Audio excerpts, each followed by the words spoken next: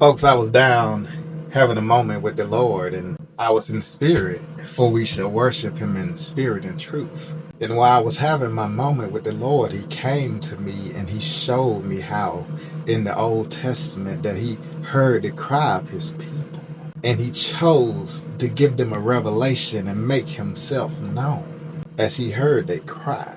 So when God heard their cry, he once again brought his presence to that one place of Egypt over the Israelites. And that's where his presence reigned there over the Israelites. As they moved, his presence moved. Even Solomon built a temple or a tabernacle for him. And you had to enter the holiest of holies to get to him. And only one person will enter there to get to him. Or he would choose to reveal himself only to prophets at the time, so they could go communicate with the people. And he said, son, you all were in sin, so your spirit died, and we could no longer commune. I could no longer be in the presence of you.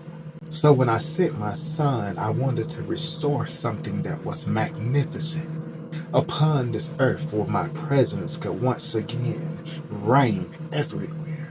And with his presence having the ability to reign everywhere through his son who died upon the cross to be at the right hand of God. But his son said, look here, I'm going to leave something for y'all, so y'all could also come through the right hand of God, because you have to come through me. But you will have the spirit that will allow my Father to be everywhere at all times, through the spirit and through you and through my sacrifice of being the atonement and the unblemished lamb. Now my Father reigns everywhere again, not just over the Israelites. That's why I did not come just to redeem the Jew or the Gentile. I came to redeem everyone. So my Father, who you must understand that is not limited by time. He's not limited by the second. He's not limited by space. He's everywhere now. No limits. So my Father, be restored to be in the presence of you once again. I chose to lay my life down for you to restore what you were missing in life.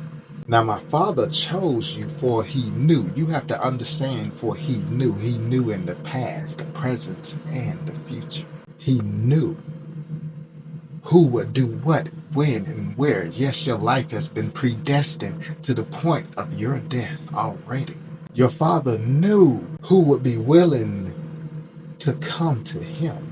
So he chose you to be able to be in his presence again. Now don't make it a plea to not be in his presence forever.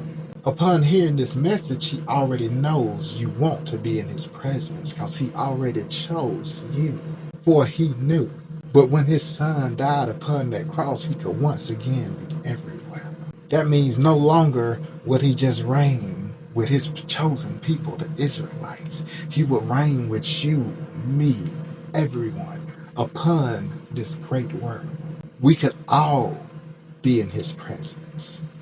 We could all joy in his glory, as we are the representations of his glory.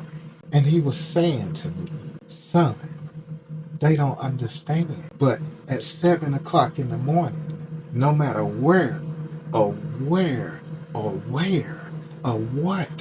what time it is, at 7 a.m. Eastern time, if God was hugging me, he can hug you. He can hug your friend. He can hug your mama. He can hug your sister. He can hug your brother. He can hug everyone in the world at 7 a.m., encompassing a hug. He's not limited. He can be everywhere at all times. That's why his word says everything works for the good of God, because it was the Father's will. See, He's Alpha and he's Omega, so he has the ability to have a will. That's what most people don't get.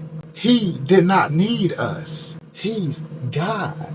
He would have been just fine with him, the Holy Spirit and the Son. He wouldn't even have to sacrifice his Son. He knew if he chose us, he would have to sacrifice his Son because he's fair. He's just. Free will. Had to get devil free will too. But realize what he had to do just for you and me today. We're nothing without him. We can't not do nothing without him. My ability to speak comes through him. My ability to breathe comes through him. As Jesus took his last breath on the cross, you got to understand how that breath worked, man. They breathe life into us. They breathe life into us. He took his last breath. Upon that crucifixion, that you got to understand how it works. He had a nail in this hand and a nail in this hand. And he had nails in his feet. So now there's a extenuating pressure on the cavity of his chest that makes it difficult for him to even take a breath. So every time he wants to take a breath, he's got nails in his feet. He had to push up on those nails and extend himself to where he can take a breath. In excruciating pain. He lasted for 6 hours bearing that excruciating pain just to breathe.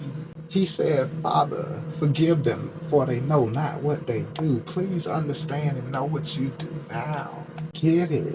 And even at a point in time, even though the Father was within him and with him, Father, why hast thou forsaken me?